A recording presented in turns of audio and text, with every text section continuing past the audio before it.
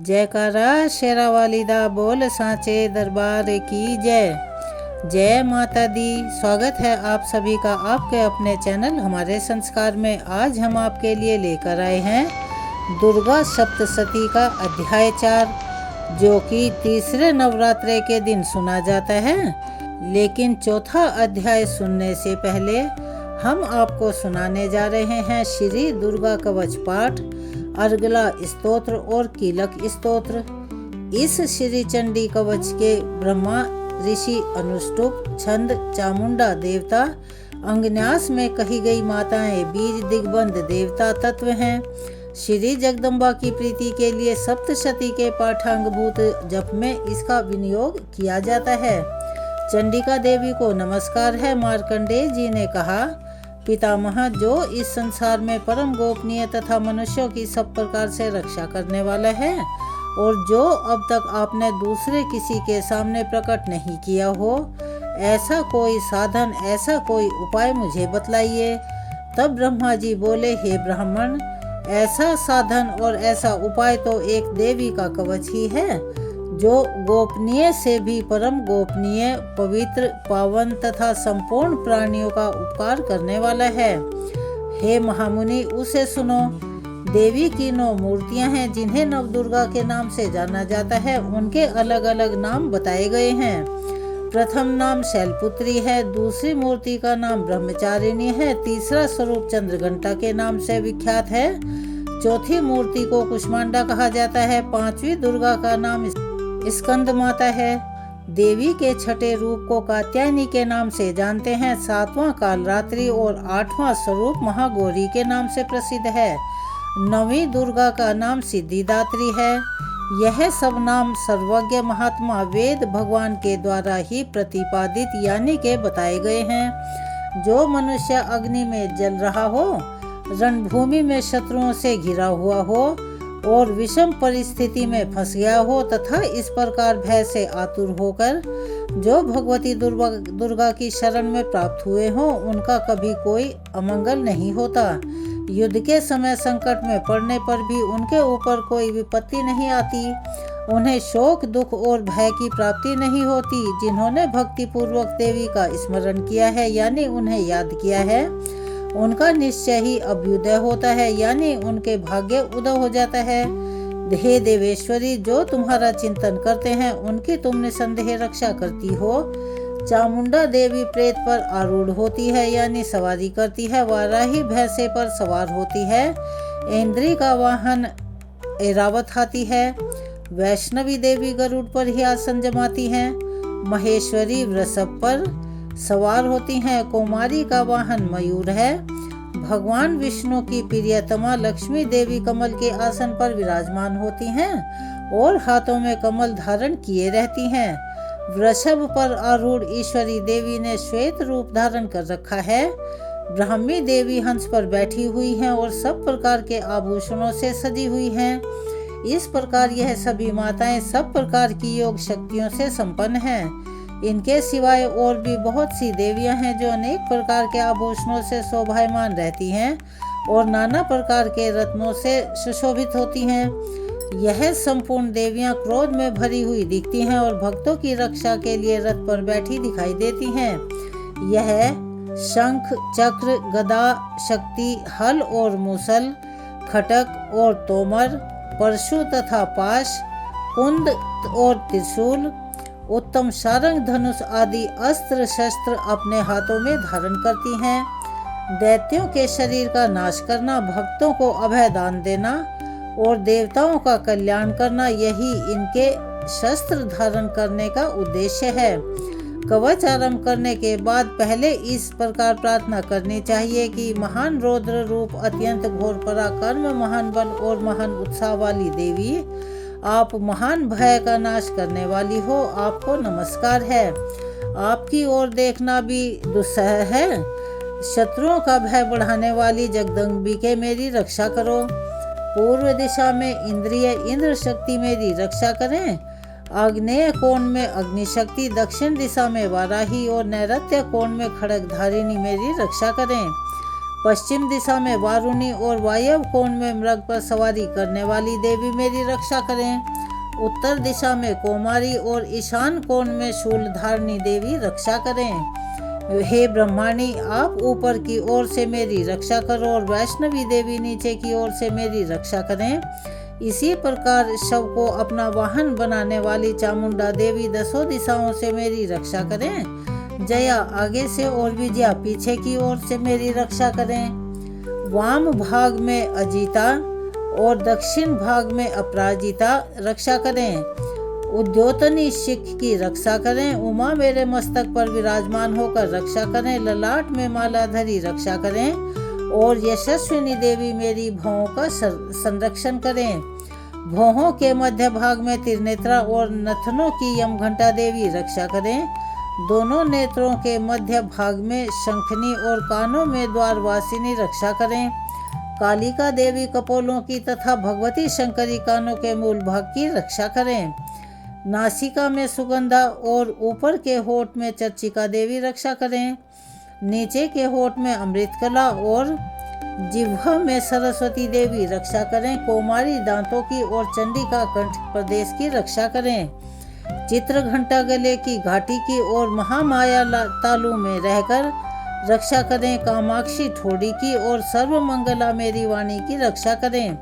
भद्रकाली ग्रीवा में और धनुर्धरी पृष्ठवंश अर्थात मेरुदंड में रहकर रक्षा करें। कंठ के बाहरी भाग में नील गिरीवा और कंठ की नली में नलकूबरी रक्षा करें। दोनों कंधों में खड़गिनी और मेरी दोनों भुजाओं की वज्रधारणी रक्षा करें। दोनों हाथों की दंडनी और अंगुलियों में अंबिका रक्षा करें। शूलेश्वरी नखों की रक्षा करें। कुलेश्वरी कुक्षी अर्थात पेट में रहकर रक्षा करें। महादेवी दोनों स्तनों की और शोक विनाशनी देवी मन की रक्षा करें। ललिता देवी हृदय में और शूलधारिणी उदर में रहकर रक्षा करें। नाभि में कामिनी और गुह्य भाग में गुह्येश्वरी रक्षा करें। पूतना और कामिका लिंग की और महिषवाहिनी गुदा की रक्षा करें। भगवती कटिक भाग में और विंध्यवासिनी घुटनों की रक्षा करें। संपूर्ण कामनाओं को देने वाली महाबला देवी दोनों पिंडलियों की रक्षा करें। नरसिंह देवी घुटियों की और तेजस्वी देवी दोनों चरणों के पृष्ठ भाग की रक्षा करें। श्री देवी पैरों की उंगलियों में और तलवासनी पैरों के तलवों में रहकर रक्षा करें। अपनी दाढ़ों के कारण भयंकर दिखाई देने वाली दृष्टा कराली देवी नखों की और उधरवेशनी देवी केशों की रक्षा करें। रोमावलियों के छिद्रों में कौबेरी और त्वचा की बागेश्वरी देवी रक्षा करें। पार्वती देवी रक्त, मंजा, वसा, मांस, हड्डी और मेद की रक्षा करें। आंतों की कालरात्रि और पित्त की मुकुटेश्वरी रक्षा करें। मूलाधार आदि कमल कोशों में पद्मावती देवी और कफ में चूड़ामणि देवी स्थित होकर रक्षा करें। नख के तेज की ज्वालामुखी रक्षा करें, जिसका किसी भी अस्त्र से भेदन नहीं हो सकता। वह अभ्या देवी शरीर की समस्त संधियों में रहकर रक्षा करें। हे ब्राह्मणी, आप मेरे वीर्य की रक्षा करें। छत्रेश्वरी छाया की तथा धर्मधारिणी देवी मेरे अहंकार, मन और बुद्धि की रक्षा करें। हाथ में वज्र धारण करने वाली वज्रहस्ता देवी मेरे प्राण, अपान, ज्ञान, उदान और समान वायु की रक्षा करें। कल्याण से शोभित होने वाली भगवती कल्याण शोभना मेरे प्राणों की रक्षा करें। रस, रूप, गंध, शब्द और स्पर्श इन विषयों का अनुभव करते समय योगिनी देवी रक्षा करें तथा सत्वगुण, तमोगुण और रजोगुण की रक्षा सदा नारायणी देवी करें। वाराही आयु की रक्षा करें। वैष्णवी धर्म की रक्षा करें और चक्रनी अर्थात चक्र धारण करने वाली देवी यश, कीर्ति, लक्ष्मी, धन तथा विद्या की रक्षा करें। इंद्राणी, आप मेरे गोत्र की रक्षा करें। हे चंडिके, आप मेरे पशुओं की रक्षा करें। हे महालक्ष्मी, पुत्रों की रक्षा करो और भैरवी पत्नी की रक्षा करें। मेरे पथ की सुपथा तथा मार्ग की क्षेमकरी रक्षा करें। राजा के दरबार में महालक्ष्मी रक्षा करें और सब ओर व्याप्त रहने वाली विजया और देवी संपूर्ण भयों से मेरी रक्षा करें।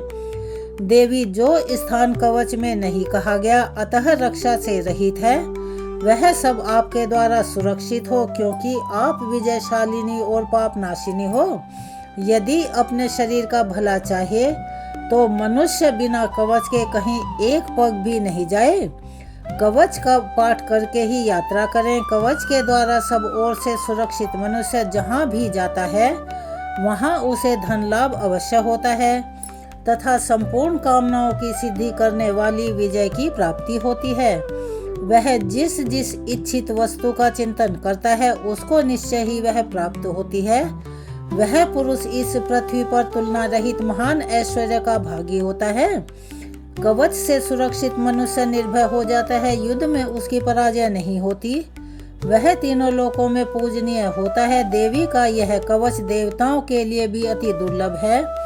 जो प्रतिदिन नियम पूर्वक तीनों संध्याओं के समय श्रद्धा के साथ इसका पाठ करता है उसे देवी कला प्राप्त होती है और वह तीनों लोकों में कहीं भी पराजित नहीं होता।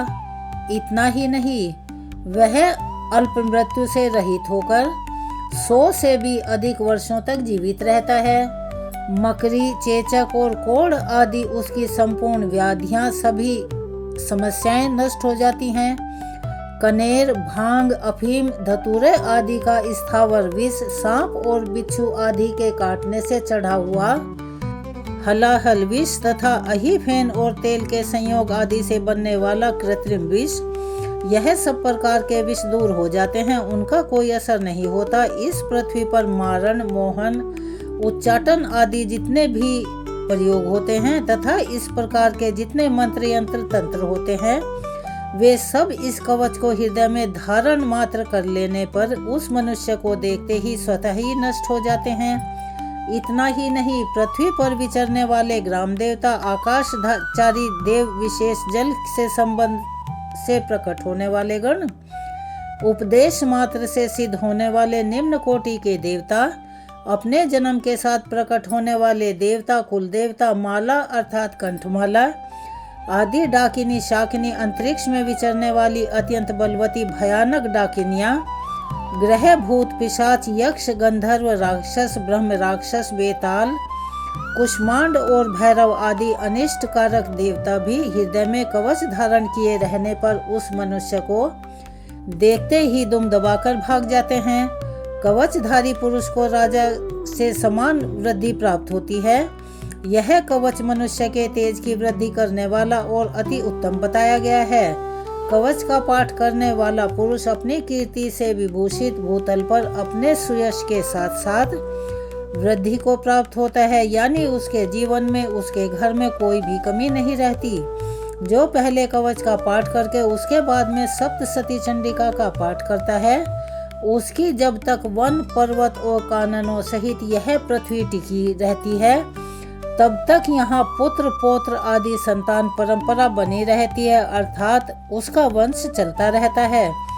फिर देह का अंत होने पर वह पुरुष भगवती महामाया के प्रसाद से उस नित्य परम पद को प्राप्त होता है जो देवताओं के लिए भी अति दुर्लभ है।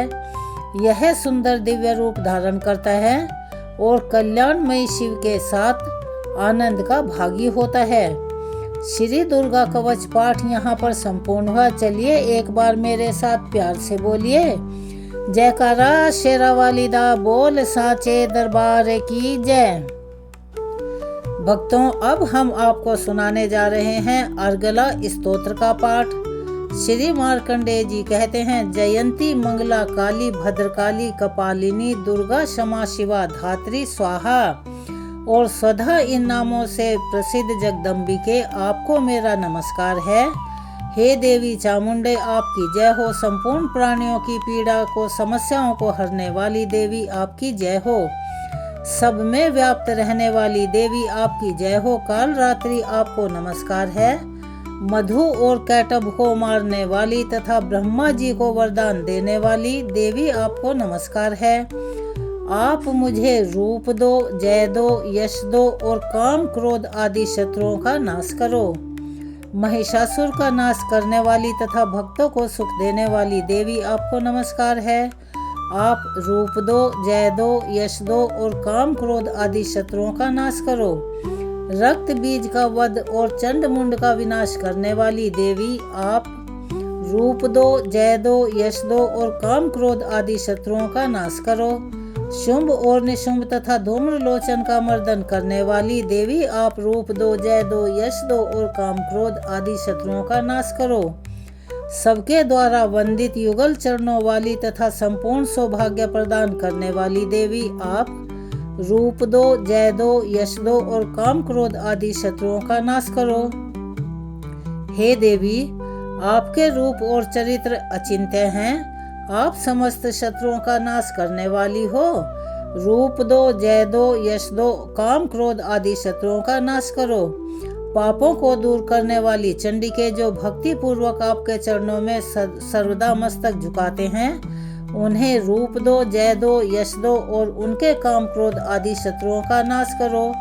रोगों का नाश करने वाली हे चंडी के जो भक्ति पूर्वक आपकी स्तुति करते हैं, उन्हें रूप दो, जय दो, यश दो और उनके काम क्रोध आदि शत्रुओं का नाश करो। हे चंडी के इस संसार में जो भक्ति पूर्वक आपकी पूजा करते हैं, उन्हें रूप दो, जय दो, यश दो और उनके काम क्रोध आदि शत्रुओं का नाश करो।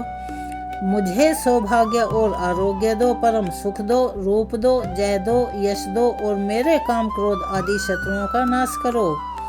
जो मुझसे द्वेष रखते हो उनका नाश और मेरे बल की वृद्धि करो। रूप दो, जय दो, यश दो और मेरे काम क्रोध आदि शत्रुओं का नाश करो। हे देवी, मेरा कल्याण करो, मुझे उत्तम संपत्ति प्रदान करो। मुझे रूप दो, जय दो, यश दो और मेरे काम क्रोध आदि शत्रुओं का नाश करो। हे अंबिके, देवता और असुर दोनों ही अपने माथे के मुकुट की मणियों को आपके चरणों पर घिसते रहते हैं। आप मुझे रूप दो, जय दो, यश दो और काम क्रोध आदि शत्रुओं का नाश करो। आप अपने भक्तजनों को विद्वान, यशस्वी और लक्ष्मीवान बनाओ तथा रूप दो, जय दो, यश दो और उनके काम क्रोध आदि शत्रुओं का नाश करो। प्रचंड दैत्यों के दर्प का दलन करने वाली चंडी के मुझ शरणागत को रूप दो, जय दो, यश दो और मेरे काम क्रोध आदि शत्रुओं का नाश करो। चतुर्मुख ब्रह्मा जी के द्वारा प्रशंसित चार भुजाधारिणी परमेश्वरी आप रूप दो, जय दो, यश दो और काम क्रोध आदि शत्रुओं का नाश करो। हे देवी अंबिके, भगवान विष्णु नित्य निरंतर भक्ति पूर्वक आपकी स्तुति करते रहते हैं। आप रूप दो, यश दो और काम क्रोध आदि शत्रुओं का नाश करो। हिमालय कन्या पार्वती के पति महादेव जी के द्वारा प्रशंसित होने वाली परमेश्वरी आप रूप दो, जय दो, यश दो और काम क्रोध आदि शत्रुओं का नाश करो। हे शचीपति इंद्र के द्वारा सद्भाव से पूजित होने वाली परमेश्वरी आप रूप दो, जय दो, यश दो और काम क्रोध आदि शत्रुओं का नाश करो। प्रचंड भुजदंडों वाले दैत्यों का घमंड चूर करने वाली देवी आप रूप दो, जय दो, यश दो और काम क्रोध आदि शत्रुओं का नाश करो। हे देवी अंबिके, आप अपने भक्तजनों को सदा असीम आनंद प्रदान करती रहती हो। मुझे रूप दो, जय दो, यश दो और मेरे काम क्रोध आदि शत्रुओं का नाश करो। मन की इच्छा के अनुसार चलने वाली मनोहर पत्नी प्रदान करो, जो इस दुर्गम संसार सागर से तारने वाली तथा उत्तम कुल में उत्पन्न हुई हो। जो मनुष्य इस स्तोत्र का पाठ करके सप्तशती रूपी महास्तोत्र का पाठ करता है, वह सप्तशती की जप संख्या से मिलने वाले श्रेष्ठ फल को प्राप्त करता है। साथ ही वह प्रचुर संपत्ति का भी मालिक होता है। अर्गला स्तोत्र का पाठ यहाँ पर समाप्त होता है। चलिए अब हम आपको सुनाने जा रहे हैं कीलक स्तोत्र का पाठ का हिंदी अनुवाद। मार्कंडेय जी कहते हैं, विशुद्ध ज्ञान ही जिनका शरीर है, तीनों वेद ही जिनके दिव्य नेत्र हैं, जो कल्याण प्राप्ति के हेतु हैं और अपने मस्तक पर अर्धचंद्र का मुकुट धारण करते हैं, उन भगवान देवों के देव भगवान शिव को हमारा नमस्कार है। मंत्रों का जो अभी कीलक है, अर्थात मंत्रों की सिद्धि में विघ्न उपस्थित करने वाले शाप रूपी कीलक का जो निवारण करने वाला है, उस सप्तशती स्तोत्र को संपूर्ण रूप से जानना चाहिए और जानकर उसकी उपासना करनी चाहिए। यद्यपि सप्तशती के अतिरिक्त अन्य मंत्रों के जप में भी जो निरंतर लगा रहता है, वह भी कल्याण का भागी होता है। उसके भी उच्चाटन आदि कर्म सिद्ध होते हैं। और उसे भी समस्त दुर्लभ वस्तुओं की प्राप्ति हो जाती है। फिर भी जो अन्य मंत्रों का जप ना करके केवल मात्र इस सप्तशती नामक स्तोत्र से ही देवी की स्तुति करते हैं, उन्हें स्तुति मात्र से ही सच्चिदानंद स्वरूप देवी सिद्ध हो जाती है। उन्हें अपने कार्य की सिद्धि के लिए मंत्र, औषधि और अन्य किसी साधन के उपयोग की आवश्यकता नहीं पड़ती। बिना जप के ही उनके उच्चाटन आदि समस्त अभिचारिक कर्म सिद्ध हो जाते हैं। इतना ही नहीं, उनकी संपूर्ण अभीष्ट वस्तुएं जिनकी उन्हें इच्छा होती है वो भी सिद्ध होती हैं। लोगों के मन में यह संदेह था कि जब केवल सप्तशती की उपासना से अथवा सप्तशती को छोड़कर अन्य मंत्रों की उपासना से भी समान रूप से सब कार्य सिद्ध होते हैं, उतना ही पुण्य प्राप्त होता है, तब इनमें से श्रेष्ठ कौन सा उपाय है। लोगों की इसी शंका को, इसी संदेह को सामने रखकर भगवान शंकर ने अपने पास आए हुए जिज्ञासुओं को समझाया कि यह सप्तशती नामक संपूर्ण स्तोत्र ही सर्वश्रेष्ठ एवं कल्याणमयी है। उसके पश्चात भगवती चंडिका के सप्तशती नामक स्तोत्र को महादेव जी ने गुप्त कर दिया। सप्तशती के पाठ से जो पुण्य प्राप्त होता है उसकी कभी समाप्ति नहीं होती, यानी वह अक्षय होता है, किंतु अन्य मंत्रों के जप और जन्य पुण्य की समाप्ति हो जाती है। अतः भगवान शिव ने अन्य मंत्रों की अपेक्षा जो सप्तशती की ही श्रेष्ठता का निर्णय किया, उसे यथार्थ ही जानना चाहिए। अन्य मंत्रों का जप करने वाला पुरुष भी यदि सप्तशती के स्तोत्र और जप का अनुष्ठान कर ले तो वह भी पूर्ण रूप से ही कल्याण का भागी होता है, इसमें तनिक भी संदेह नहीं है। जो साधक कृष्ण पक्ष की चतुर्दशी अथवा अष्टमी को एकाग्रचित होकर माँ भगवती की सेवा में अपना सर्वस्व यानी के तन मन धन समर्पित कर देता है और फिर उसे प्रसाद रूप से ग्रहण करता है, उसी पर भगवती प्रसन्न होती हैं, अन्यथा उनकी प्रसन्नता प्राप्त नहीं होती। इस प्रकार सिद्धि के प्रतिबंधक रूप कील के द्वारा महादेव जी ने इस स्तोत्र को कीलित कर रखा है। जो पूर्वोक्त रीति से निष्कीलन करके इस सप्तशती स्तोत्र का प्रतिदिन स्पष्ट उच्चारण पूर्वक पाठ करता है, वह मनुष्य सिद्ध हो जाता है, वही देवी का पार्षद होता है और वही गंधर्व भी होता है। सर्वत्र विचरते रहने पर भी इस संसार में उसे कहीं भी किसी भी प्रकार का भय नहीं होता। वह अल्प मृत्यु के वश में नहीं पड़ता और देह त्यागने के बाद मोक्ष प्राप्त कर लेता है। अतः कीलन को जानकर उसका परिहार करके ही सप्तशती का पाठ आरंभ करें। जो ऐसा नहीं करता उसका नाश हो जाता है। इसीलिए कीलक और निष्कीलन का ज्ञान प्राप्त करने पर ही वह स्तोत्र निर्दोष होता है और विद्वान पुरुष इस निर्दोष स्तोत्र का ही पाठ आरंभ करते हैं। स्त्रियों में जो कुछ भी सौभाग्य आदि दृष्टि गोचर होता है यानी दिखाई देता है, वह सब देवी के प्रसाद का ही फल है। अतः इस कल्याणमयी स्तोत्र का सदा जप करना चाहिए। इस स्तोत्र का मंत्र स्वर से पाठ करने पर स्वल्प फल की प्राप्ति होती है और ऊंचे स्वर से पाठ करने पर पूर्ण फल की प्राप्ति होती है और सिद्धि होती है। इसीलिए ऊंचे स्वर से ही इसका पाठ आरंभ करना चाहिए। जिनके प्रसाद से ऐश्वर्य, सौभाग्य, आरोग्य, संपत्ति, शत्रुनाश तथा परम मोक्ष की सिद्धि होती है, उन देवी की स्तुति मनुष्य को अवश्य ही करनी चाहिए। यहाँ पर यह स्तोत्र समाप्त होता है। चलिए अब हम आपको सुनाने जा रहे हैं श्री दुर्गा सप्तशती पाठ का चौथा अध्याय। ऋषि कहते हैं, अत्यंत पराक्रमी दुरात्मा महिषासुर तथा उसकी दैत्य सेना के देवी के हाथों मारे जाने पर इंद्र आदि देवता प्रणाम के लिए गर्दन और कंधे झुकाकर उन भगवती दुर्गा का उत्तम वचनों के द्वारा स्तवन करने लगे, यानी उनकी स्तुति करने लगे। उस समय उनके सुंदर अंगों में अत्यंत हर्ष के कारण रोमांच हो आया। देवता बोले, संपूर्ण देवताओं की शक्ति का समुदाय ही जिनका स्वरूप है और जिन देवी ने अपनी शक्ति से संपूर्ण जगत को व्याप्त कर रखा है, समस्त देवताओं और महर्षियों की पूजनीय उन जगदम्बा को हम भक्ति पूर्वक नमस्कार करते हैं। वे हम लोगों का कल्याण करें। जिनके अनुपम प्रभाव और बल का वर्णन करने में भगवान शेषनाग, ब्रह्मा जी तथा महादेव जी भी समर्थ नहीं हैं। वे भगवती चंडिका संपूर्ण जगत का पालन और अशुभ भयों का नाश करने का विचार करें। जो पुण्य आत्माओं के घरों में स्वयं ही लक्ष्मी के रूप में, पापियों के यहाँ दरिद्रता के रूप में, शुद्ध अंतकरण वाले पुरुषों के हृदय में और बुद्धि रूप में, सत्य पुरुषों में श्रद्धा रूप से तथा कुलीन मनुष्यों में लज्जा रूप से निवास करती हैं, उन आप भगवती दुर्गा को हम नमस्कार करते हैं। हे देवी, आप संपूर्ण विश्व का पालन कीजिए। देवी, आपके इस अचिंत्य रूप का असुरों का नाश करने वाले, भारी पराक्रम का तथा समस्त देवताओं और दैत्यों के समक्ष युद्ध में प्रकट किए हुए आपके अद्भुत चरित्रों का हम किस प्रकार वर्णन करें। आप संपूर्ण जगत की उत्पत्ति में कारण हो। आप में सत्वगुण, रजोगुण और तमोगुण, यह तीनों गुण मौजूद हैं, तो भी दोषों के साथ आपका संसर्ग जान नहीं पड़ता। भगवान विष्णु और महादेव जी आदि देवता भी आपका पार नहीं पाते। आप ही सबका आश्रय हैं। यह समस्त जगत आपका अंशभूत है, क्योंकि आप सबकी आदिभूत हैं। अव्याकृता पराप्रकृति हैं।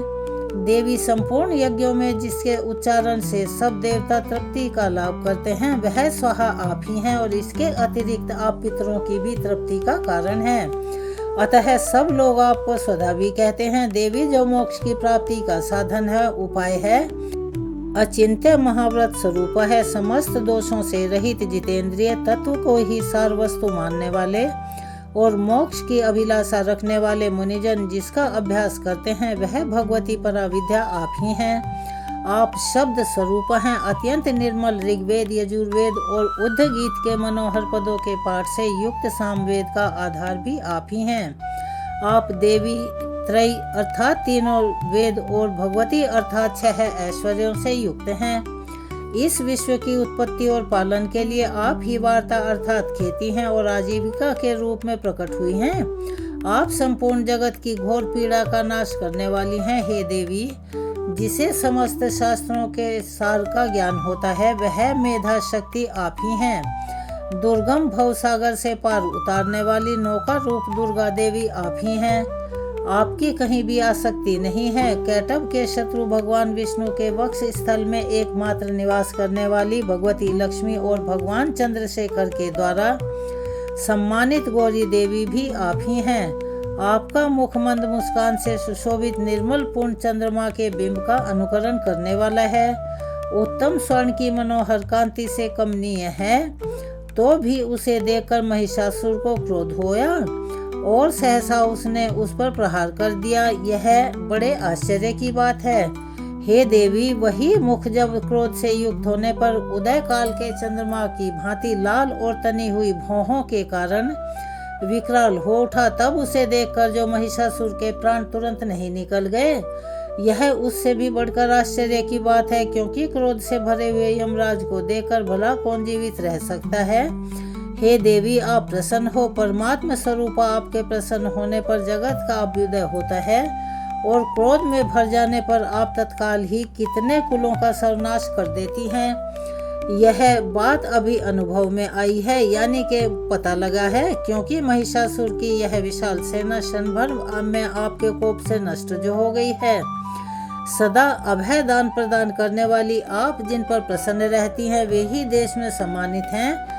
उन्हीं को धन और यश की प्राप्ति होती है। उन्हीं का धर्म कभी शिथिल नहीं होता, यानी खत्म नहीं होता, और वे ही अपने हष्ट पुष्ट स्त्री पुरुष और भृत्यों के साथ धन्य माने जाते हैं। देवी, आपकी ही कृपा से पुण्यात्मा पुरुष प्रतिदिन अत्यंत श्रद्धा पूर्वक सदा सब प्रकार के धर्म अनुकूल कर्म करता है और उसके प्रभाव से स्वर्गलोक में जाता है। इसीलिए आप तीनों लोकों में निश्चय ही मनोवांछित फल देने वाली हैं। हे माँ दुर्गे, आप स्मरण करने पर सब प्राणियों का भय हर लेती हैं और स्वस्थ पुरुषों द्वारा चिंतन करने पर उन्हें परम कल्याणमयी बुद्धि प्रदान करती हैं। दुख, दरिद्रता और भय हरने वाली देवी, आपके सिवाय दूसरी कौन है जिसका चित्त सब उपकार करने के लिए सदा ही तैयार रहता है, दया से भरा रहता है। देवी, उन्हें राक्षसों के मारने से संसार को सुख मिले और यह राक्षस चिरकाल तक नरक में पड़े रहने के लिए भले ही पाप करते रहे हों, इस समय संग्राम में मृत्यु को प्राप्त होकर स्वर्गलोक में जाएं। निश्चय ही यह सोचकर आप शत्रुओं का वध करती हैं। आप शत्रुओं पर शस्त्रों का प्रहार क्यों करती हैं? समस्त असुरों को दृष्टिपात मात्र से ही भस्म क्यों नहीं कर डालती? इसमें भी एक रहस्य है कि शत्रु भी हमारे शस्त्रों से पवित्र होकर उत्तम लोकों में जाएं। इस प्रकार उनके प्रति भी आपका विचार अत्यंत उत्तम रहता है। खड़ग के तेज पुंज की भयंकर दीप्ति से और आपके त्रिशूल के अग्रभाग से घनीभूत प्रभा से चौंधिया कर जो असुरों की आंखें फूट नहीं गई, उसमें कारण यही था कि वे मनोहर रश्मियों से युक्त चंद्रमा के समान आनंद प्रदान करने वाले आपके इस सुंदर मुख का दर्शन करते थे। देवी, आपका शील दुराचारियों के बुरे बर्ताव को दूर करने वाला है। उसके साथ ही यह रूप ऐसा है जो कभी चिंतन यानी सोच में भी नहीं आ सकता और जिसकी कभी दूसरों से तुलना नहीं की जा सकती, तथा आपका बल और पराक्रम तो उन दैत्यों का भी नाश करने वाला है जो कभी देवताओं के पराक्रम को भी नष्ट कर चुके हैं। इस प्रकार आपने शत्रुओं पर भी अपनी दया ही प्रकट की है। हे वरदायिनी देवी, आपके इस पराक्रम की किसके साथ तुलना हो सकती है? और शत्रुओं को भय देने वाला और अत्यंत मनोहर ऐसा रूप भी आपके सिवाय और कहाँ है? हृदय में कृपा और युद्ध में निष्ठुरता, यह दोनों बातें तीनों लोकों के भीतर केवल और केवल आप में ही देखी गई हैं। हे माते, आपने शत्रुओं का नाश करके इस समस्त त्रिलोकी यानी तीनों लोकों की रक्षा की है। उन शत्रुओं को भी युद्ध भूमि में मारकर स्वर्ग लोक में पहुंचाया है तथा उन्मत्त दैत्यों से प्राप्त होने वाले हम लोगों के भय को भी दूर कर दिया है। आपको हमारा नमस्कार है। देवी, आप शूल से हमारी रक्षा करें। अंबिके, आप खड़ग से हमारी रक्षा करें तथा घंटे की ध्वनि और धनुष की टंकार से भी हम लोगों की रक्षा करें। हे चंडी के पूर्व, पश्चिम और दक्षिण दिशा में आप हमारी रक्षा करें तथा ईश्वरी, अपने त्रिशूल को घुमाकर आप उत्तर दिशा में भी हमारी रक्षा करें। तीनों लोकों में आपके जो परम सुंदर और अत्यंत भयंकर रूप विचरते रहते हैं, उनके द्वारा भी आप हमारी रक्षा इस भूलोक में करें। अंबिके, आपके कर पल्लवों में शोभा पाने वाले खड़ग, शूल और गदा आदि जो भी अस्त्र हैं, उन सब के द्वारा आप सब ओर से हम लोगों की रक्षा करें। ऋषि कहते हैं, इस प्रकार जब देवताओं ने जगत माता दुर्गा की स्तुति की और नंदन वन के दिव्य पुष्पों और गंध चंदन आदि के द्वारा उनका पूजन किया, फिर सब ने मिलकर जब भक्ति पूर्वक दिव्य धूपों का सुगंध निवेदन किया, तब देवी ने प्रसन्न होकर प्रणाम करते हुए सब देवताओं से कहा। देवी बोली, देवताओं, तुम सब लोग मुझसे जिस वस्तु की अभिलाषा रखते हो उसे मांग लो। तब देवतागण बोले, भगवती ने हमारी सब इच्छा पूर्ण कर दी, अब कुछ भी बाकी नहीं बचा, क्योंकि हमारा यह शत्रु महिषासुर मारा गया। महेश्वरी, इतने पर भी यदि आप हमें वर देना चाहती हैं तो जब जब हम आपको याद करें तब तब आप दर्शन देकर हम लोगों के जो भी संकट हैं, बड़ा हो या छोटा हो, उसे दूर कर दिया करें। और प्रसन्न मुखी अंबिके, जो मनुष्य इन स्तोत्रों द्वारा आपकी स्तुति करे, उसे वित्त, समृद्धि और वैभव देने के साथ साथ उसकी धन और स्त्री आदि संपत्तियों को भी बढ़ाने के लिए आप सदा हम पर प्रसन्न रहें। मार्कंडेय ऋषि कहते हैं, हे राजन, देवताओं ने जब अपने तथा जगत के कल्याण के लिए भद्रकाली देवी को इस प्रकार से प्रसन्न किया, तब वे तथास्तु कहकर वहीं अंतर्ध्यान हो गई। हे राजन, इस प्रकार पूर्व काल में तीनों लोकों का हित चाहने वाली देवी जिस प्रकार देवताओं के शरीरों से प्रकट हुई थी, वह सब कथा मैंने तुम्हें कह सुनाई। अब पुनः देवताओं का उपकार करने वाली वे देवी दुष्ट दैत्यों तथा शुंभ निशुंभ का वध करने और सब लोगों की रक्षा करने के लिए गौरी देवी के शरीर से जिस प्रकार से प्रकट हुई थी, वह सब प्रसंग मेरे मुंह से सुनो। मैं उसका तुमसे यथावत वर्णन कर रहा हूँ। जय माता दी। इस प्रकार श्री मार्कंडेय पुराण में सावर्णिक मनवंतर की कथा के अंतर्गत देवी महात्म्य शुक्रादि स्तुति नामक चौथा अध्याय पूर्ण हुआ। इससे आगे का अध्याय हम आपको अपनी कल आने वाली वीडियो में सुनाएंगे। कृपया उसका इंतजार कीजिए और आप सभी से हाथ जोड़कर विनती है कि उसे भी पूरा अवश्य ही सुनिएगा। चलिए अब हम करते हैं माँ दुर्गा से क्षमा प्रार्थना। हे परमेश्वरी, मेरे द्वारा रात दिन सहस्त्रों अपराध होते रहते हैं। अपने भक्त समझकर मेरे उन अपराधों को आप कृपा पूर्वक क्षमा करो। हे परमेश्वरी, मैं आवाहन करना नहीं जानती, विसर्जन करना भी नहीं जानती तथा पूजा करने का ढंग भी मुझे नहीं पता, मुझे क्षमा करो। हे देवी, हे सुरेश्वरी, मैंने जो मंत्रहीन, क्रियाहीन और भक्तिहीन पूजन किया है, वह सब आपकी ही कृपा से पूर्ण हुआ है। सैकड़ों अपराध करके भी जो आपकी शरण में जय जगदम्बे कहकर पुकारता है, उसे वह गति प्राप्त होती है जो ब्रह्म आदि देवताओं के लिए भी सुलभ नहीं है। हे जगदम्बिके, मैं अपराधी हूँ, किंतु आपकी शरण में आई हूँ या आया हूँ, इस समय दया की पात्र हूँ। आप जैसा चाहो वैसा करो। हे देवी परमेश्वरी, अज्ञान से, भूल से अथवा बुद्धि भ्रांत होने के कारण मैंने जो कुछ भी अपनी क्षमता के अनुसार कम या ज्यादा कर दिया हो, वह सब क्षमा करो और उसे स्वीकार करो। चलिए यहाँ पर हमारी कथा संपूर्ण होती है।